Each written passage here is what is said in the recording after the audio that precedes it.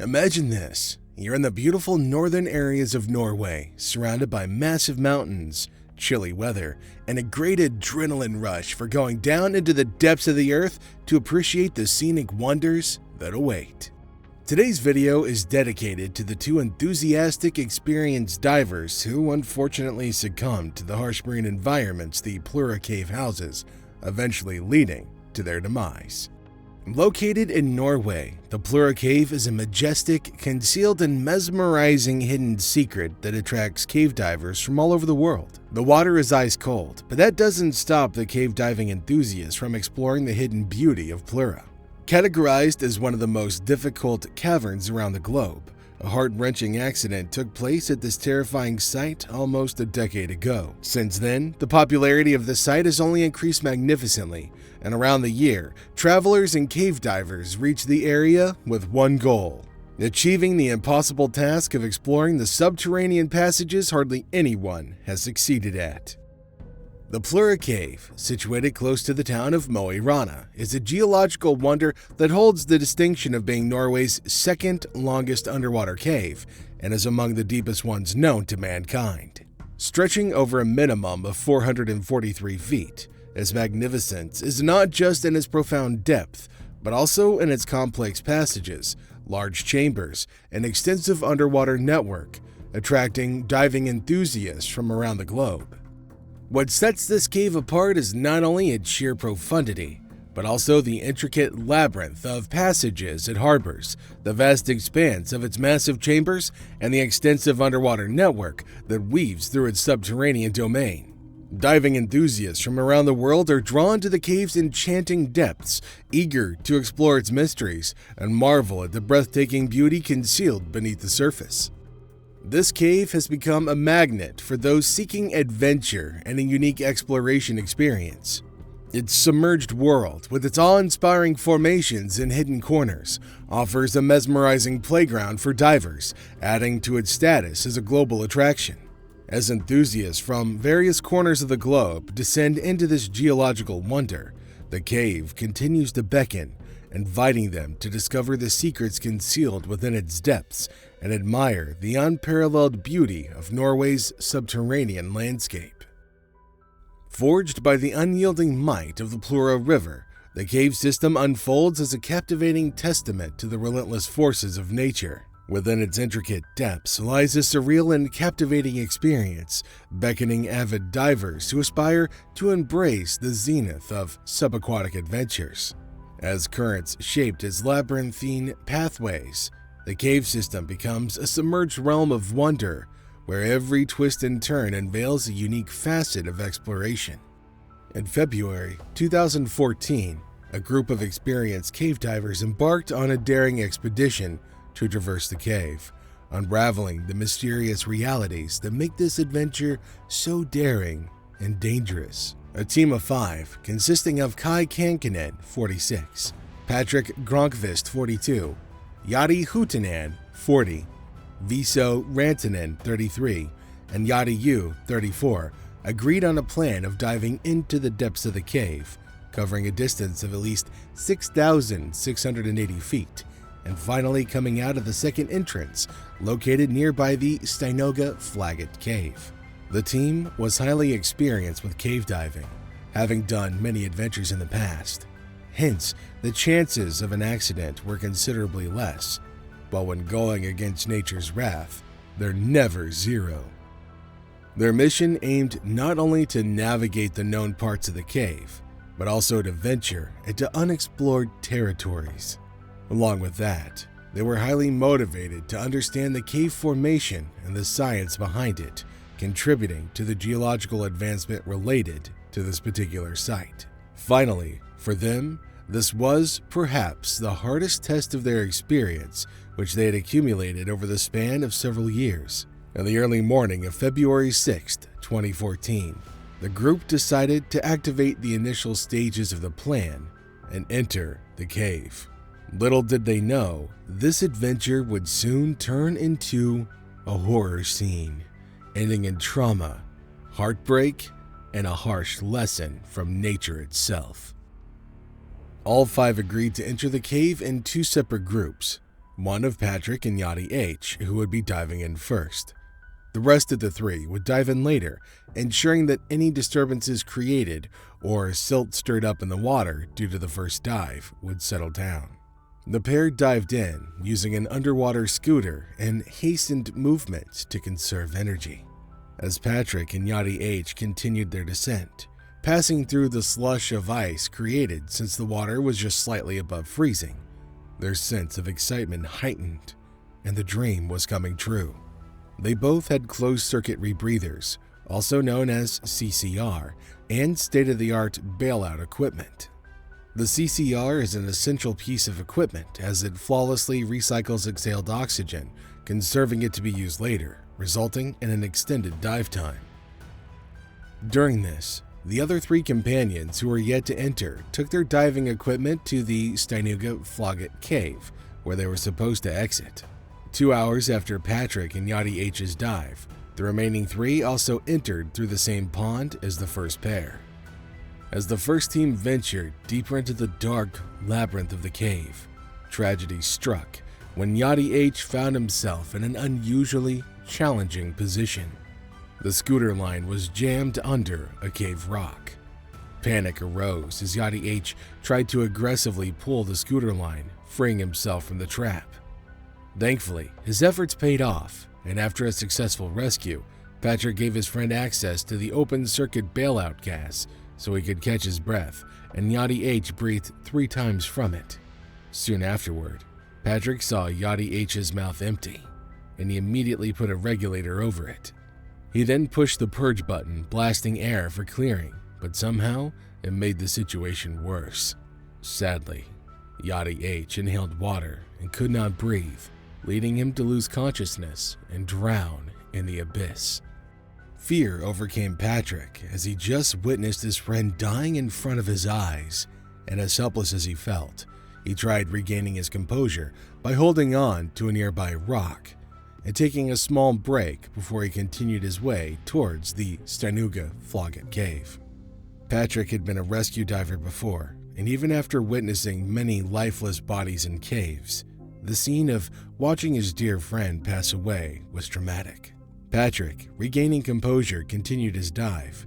The option of going back was not available, as his dive time had already increased and the oxygen supply had depleted significantly by now. He was also far away from the pond entrance, and given that he shared much of his bailout gas with Yachty H, he could only continue forward and hopefully make it out alive. He couldn't return to meet the second group to inform them that they had already faced a casualty. Furthermore, he couldn't go for a decompression either to exit the cave, since it would result in severe decompression sickness, endangering his life. The dive, which was supposed to last about 5 hours, was now going to be extended to 8 or 9 hours, and to make matters worse, he'd given an oxygen cylinder to Yachty H previously while he was stuck. While Patrick was dealing with the death of Yachty H on his own, deeper in the cave, the other group of divers faced their own challenges. Viso, carrying 5 large air cylinders, got stuck in a narrow passage, 410 feet below the surface. The reason behind carrying so many cylinders was sheer paranoia. Viso was terrified of the cave, and given the difficulty, his fear was understandable. Despite several warnings from his companions that this extra burden would only cause problems in the narrow passages, he decided to take them in anyway. Stuck at a depth of 410 feet, Viso had no choice but to let go of 2 cylinders, enabling him to squeeze himself out of the thin pathway. Kai was just behind Viso this whole time, and he carried the 2 cylinders that Viso had ditched. As soon as he got out, Viso came across Yachty H's lifeless body lying in the water. The reality hit that one of their partners had succumbed to the treacherous cave, but time was extremely short, and stopping for even a single second meant calling death closer. Hence, he maneuvered around the body to find a passage out of the cave.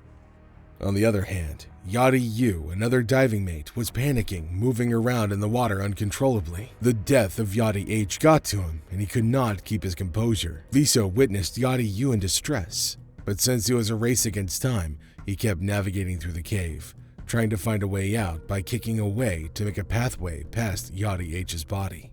Kai was just behind Yada Yu, and seeing him making rapid movements, he got worried. He kept asking Yada Yu to calm down, but to no avail.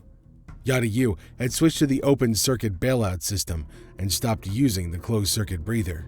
This was a serious risk, and while Kai kept trying to calm him down, his panic levels only seemed to increase further. Despite Kai's warnings, Yada Yu's panic increased. Shortly afterward, he also dropped dead in the water. As Kai watched his friend sink down the treacherous cave, he could not think about anything else but leaving this hole of death. Witnessing two of his friends lying lifeless was more than he could take. He decided that it was time to leave everything and go back to the pond entrance and get out of the cave before Viso and he also met the same ill fate. Kai and Viso joined forces, but Kai, overwhelmed with panic and trauma, attempted to persuade Viso to reconsider and choose the pond entrance for resurfacing. Viso, in disagreement, contended that it would consume more time and that their current oxygen supply wouldn't be sufficient for a safe exit. Despite Kai's earnest efforts to convince Viso otherwise, fear gripped him so intensely that he eventually retraced his steps alone when Viso remained steadfast in his decision. Viso kept fighting around, kicking and finding a way to ascend to the Stynoga Flogged Cave. After hours of struggle, finally found a path. Without any delay, he swiftly navigated through it, aware of the looming threat of the oxygen tank running out, and overlooked certain crucial decompression stops along the route.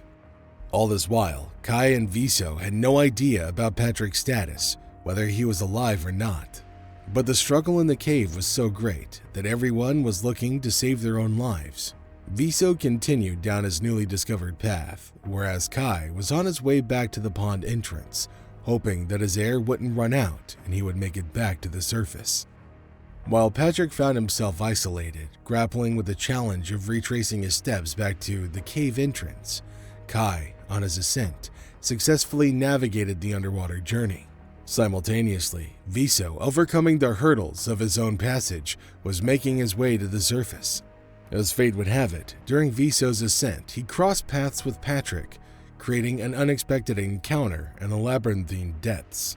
In this intricate underwater dance of individual struggles and triumphs, their stories unfolded in the silent realm beneath the surface. This was a relief since Viso now knew his friend was alive. Both then ascended to Stynoga Cave, where they could stop, take their diving gear off, and finally breathe the fresh air they longed for. After a rest stop, they discussed the entire tragic experience each faced in the cave, trying to carry themselves strongly through the painful experience of watching their friends die. Soon afterward, they changed into dry clothes and waited for Kai in the hopes that his air supply would not have given up on him. Miraculously, 3 hours later, Kai resurfaced at the pond entrance. Patrick and Viso walked towards the nearby Yardbrew farm where they could have access to a telephone. They alerted Norwegian authorities about the deaths of Yada H and Yada U and requested a rescue team to reach the site immediately and recover the bodies. The Norwegian police took swift action, reaching the area immediately with medics, ambulances, and a rescue diving team. 3 British rescue divers made up the team and were tasked with extracting the bodies out of the treacherous cave. However, they'd never been down the Plura Cave and had no earthly idea how to navigate through it. Given the nature of the mission, the rescue team backed off, calling it a suicide mission, especially when they had no idea what they were getting into. After the rescue mission was called off, the authorities decided to permanently ban the site indefinitely, as opposed to serious risk of fatalities for anybody who entered. While the rescue team, who had no bond with the deceased, decided to ditch the whole plan at the last minute. At this moment, Patrick, Kai, and Viso proved their true friendship and decided that they would carry the recovery mission themselves. They'd already been in the cave, and they knew exactly where the bodies would be. However, going into the cave immediately was not a smart move. Therefore, the trio decided to draft up a meticulous plan that would include all the intricacies and difficulties that they faced before. This time, they weren't going in without extraordinary preparation. The 3 divers gathered with them a team of their diving buddies, and after several weeks of training, studying the cave's layout, arranging specialized equipment, and developing countless strategies to overcome any obstacles they may encounter, The team was ready to execute the plan. Despite the official ban, they decided to go into the cave secretly and recover the bodies. Along the way, they faced numerous difficulties such as strong water currents, no visibility, and most importantly, the emotional baggage they carried with them throughout the journey. In the end, their efforts bore fruit. They found the bodies of both yachties deep inside the cave, and with extra care and respect, they carried them out to the surface. Finally, they arranged for the bodies to be transported back to their home countries, where they could get a proper burial in the presence of their families. The friends' dedication served as evidence of their love, respect, and commitment to their departed partners. This occurrence also serves as a reminder of the serious hazards associated with cave diving. The loss of two courageous individuals significantly resonated within the global cave diving community, underscoring the critical importance of following safety procedures and acknowledging the boundaries of exploration, even for experienced experts. Cave diving, one of the riskiest sports, demands a delicate balance between the allure of uncharted territory and a profound respect for the unpredictable nature of underwater caves and their concealed dangers. Do you think the friends' decision to carry out the rescue mission themselves was smart, or do you think it could have ended in additional tragedy? Let us know in the comments section below. And if you enjoyed today's video, then make sure to leave us a thumbs up, and don't forget to subscribe to our channel and click on the bell icon to always be updated with the most exciting content as soon as it's uploaded. Thanks for watching, everybody. We'll see you again soon in another video.